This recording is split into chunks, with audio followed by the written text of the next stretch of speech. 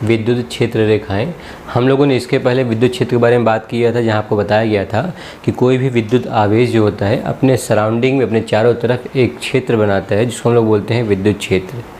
अब उसी विद्युत क्षेत्र की तीव्रता किसी एक बिंदु पर कितनी होगी उसको बताने के लिए हम लोग यहाँ पर पढ़ते हैं क्षेत्र रेखाएं। तो पहले हम लोग देखेंगे कि क्षेत्र रेखाओं को कैसे बनाया जाता है और फिर समझेंगे कि किस तरह से ये क्षेत्र रेखाएं बताती हैं कि किसी भी बिंदु पर विद्युत क्षेत्र का जो परिमाण होगा वो ज़्यादा होगा या कम होगा। तीव्रता किसी भी एक बिंदु पर ज़्यादा होगी या कम होगी उसको बताने के लिए हम लोग क्षेत्र रेखाओं का यूज़ करेंगे।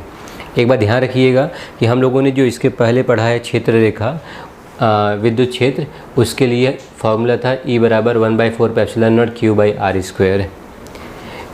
ये जो यहाँ पर इलेक्ट्रिक फील्ड या विद्युत क्षेत्र का फॉर्मूला है, आप यहाँ से ये बात बोल सकते हैं कि जो E है वो 1/r² है। मतलब जो दूरी है उसके साथ कैसा ये व्युत्क्रमानुसार है। इसका मतलब जब दूरी बढ़ेगी तो क्षेत्र का जो तीव्रता है वो क्या होगा, कम होगा, डिक्रीज़ होगा।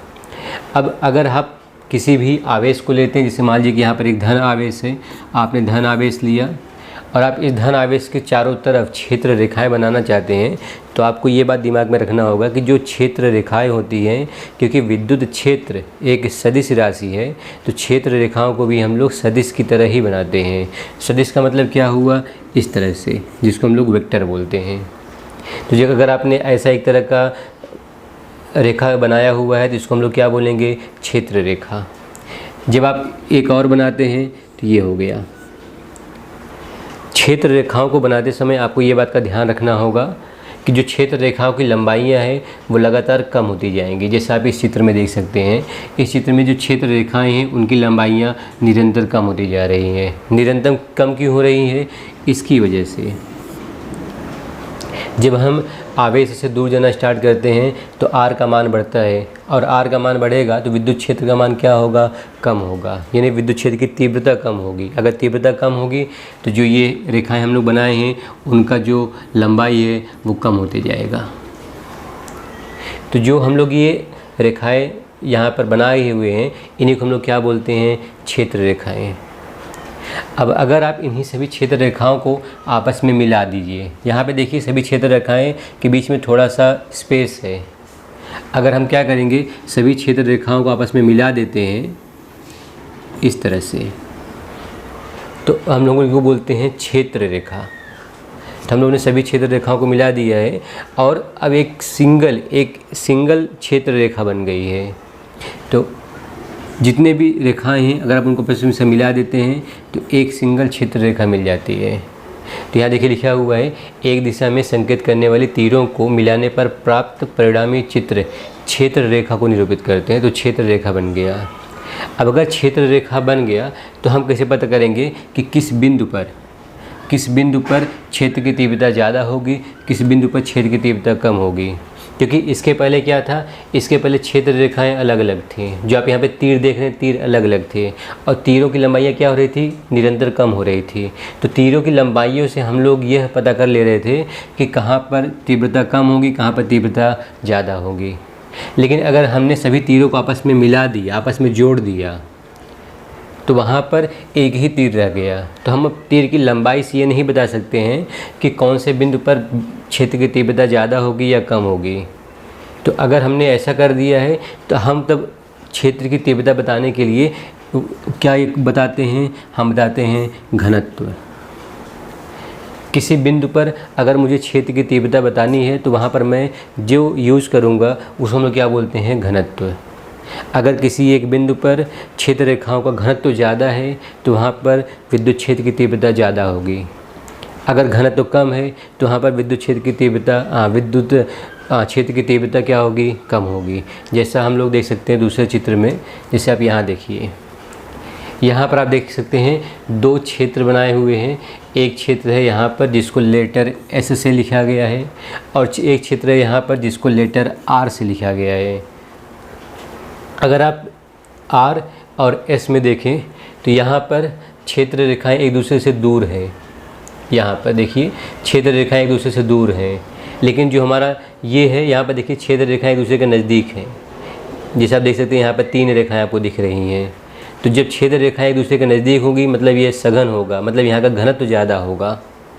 अगर यहाँ पर घनत्व ज़्यादा है और यहाँ पर घनत्व कम है, क्योंकि यहाँ पे क्षेत्र रेखाएं एक दूसरे से दूर है, तो यहाँ का घनत्व कम होगा, मतलब इस बिंदु पर या इस क्षेत्र पर विद्युत क्षेत्र की तीव्रता कम होगी और यहाँ पर विद्युत क्षेत्र की तीव्रता ज़्यादा होगी।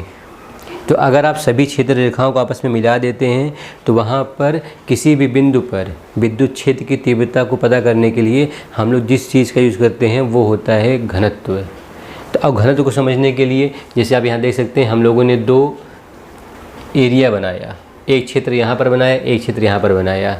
इसको लिखा गया है देखिए प्रबल क्षेत्र। क्यों? क्योंकि यहाँ पर घनत्व ज़्यादा है और यहाँ पर घनत्व कम है।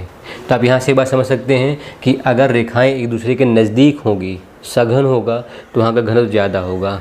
अगर रेखाएं एक दूसरे से दूर होंगी तो यहाँ पर घनत्व क्या होगा? कम होगा। जहाँ पर घनत्व कम होगा वहाँ पर विद्युत क्षेत्र की तीव्रता भी क्या होगी? कम होगी। एक बात हमेशा ध्यान रखिएगा, क्षेत्र रेखाएं कितनी हैं वो मैटर नहीं करता है, क्षेत्र रेखाएं ज़्यादा कम होना वो मैटर नहीं करता है। क्षेत्र रेखाएं सघन हैं, एक दूसरे के पास पास हैं या दूर दूर है, वो मायने रखता है। तो अगर क्षेत्र रेखाएं एक दूसरे के नज़दीक होंगी तो ऐसे केस में आप बोलेंगे घनत्व ज़्यादा होगा, और अगर घनत्व ज़्यादा होगा तो जो विद्युत क्षेत्र है वो ज़्यादा तीव्र होगा, उसका ज़्यादा जो मान होगा काफ़ी ज़्यादा होगा। तो उन्हीं बातों को यहाँ पर लिखा गया है कि आवेश के निकट क्षेत्र प्रबल होगा, मतलब घनत्व ज़्यादा है। आप देख सकते हैं यहाँ पर अगर यहाँ पर आवेश है तो यहाँ पर रेखाएं एक दूसरे के नज़दीक हैं। अगर नज़दीक है मतलब यहाँ पर तीव्रता ज़्यादा है। और यहाँ पर एक और बात लिखा गया है, विद्युत बिंदुओं पर क्षेत्र रेखाओं का आपेक्षिक संख्या घनत्व उन बिंदुओं पर विद्युत क्षेत्र की आपेक्षिक प्रबलता को बताता है। जैसे हमने बात किया, अगर क्षेत्र रेखाएं एक दूसरे के नज़दीक हैं तो प्रबलता ज़्यादा होगी, क्षेत्र रेखाएं एक दूसरे से दूर है इसका मतलब घनत्व कम होगा, यानी वहाँ पर प्रबलता क्या होगी? कम होगी। तो इन्हीं बातों को यहाँ पर बताया गया है। अब देखिए कुछ और बातें इसके अंदर होती हैं, कुछ और चीज़ें यहाँ पर बताई हुई हैं कि क्षेत्र रेखा के बारे में कुछ और महत्वपूर्ण गुण होते हैं। जैसे अगर कोई एक क्षेत्र रेखा है, कोई एक बिंदु आवेश है प्लस और कोई एक बिंदु आवेश है माइनस, तो जो ये क्षेत्र रेखाएं होती हैं वो प्लस से शुरू होती है और कहाँ पर ख़त्म होती है? माइनस पे। इस तरह से जैसे प्लस से शुरू होती है और कहाँ जाती है? माइनस पे। तो यहाँ पे देखिए लिखा हुआ है, क्षेत्र रेखाएं धनावेश से आरंभ होकर ऋणावेश पर समाप्त होती हैं। लेकिन अगर जैसे मान लीजिए सिर्फ धनावेश है तो ऐसे में क्या होगा? ऐसे में जो क्षेत्र रेखाएं बाहर निकलेंगी वो अनंत तक जाएंगी, तो वो अनंत तक जाएंगी। दूसरी बात यहाँ पर ये होती है कि जैसे आपने एक धन आवेश लिया, आपने यहाँ पर एक धन आवेश लिया, धन आवेश से एक रेखा यहाँ पर निकली, दूसरी रेखा यहाँ पर निकली और दोनों ने यहाँ पर एक दूसरे को कट कर दिया। तो कभी भी दो रेखाएं एक दूसरे को काटती नहीं हैं। क्यों नहीं काटती हैं?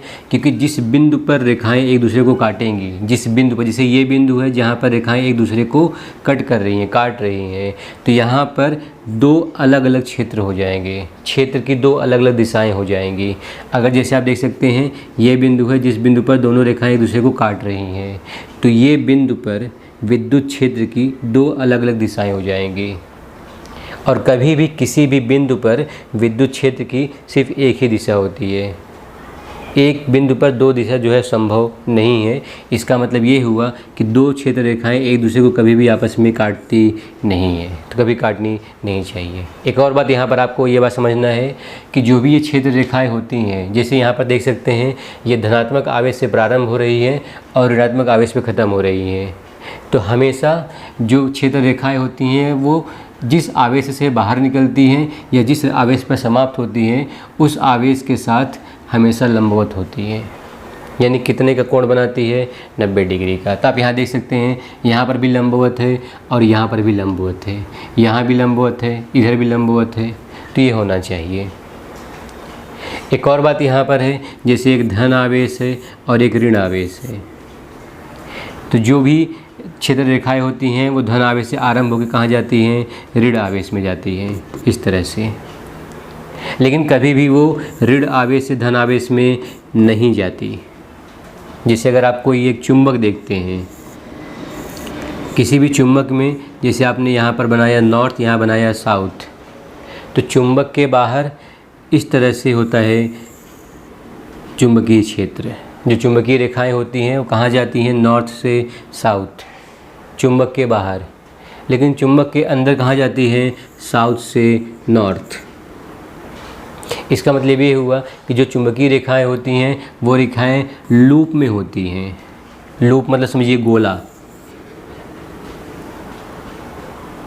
तो वो लूप में होती हैं चुंबकीय रेखाएं। लेकिन जो ये विद्युत रेखाएं हैं देखिए लूप में नहीं होती। तो ये कुछ बातें हैं जो आपको क्षेत्र रेखाओं के बारे में पता होना चाहिए।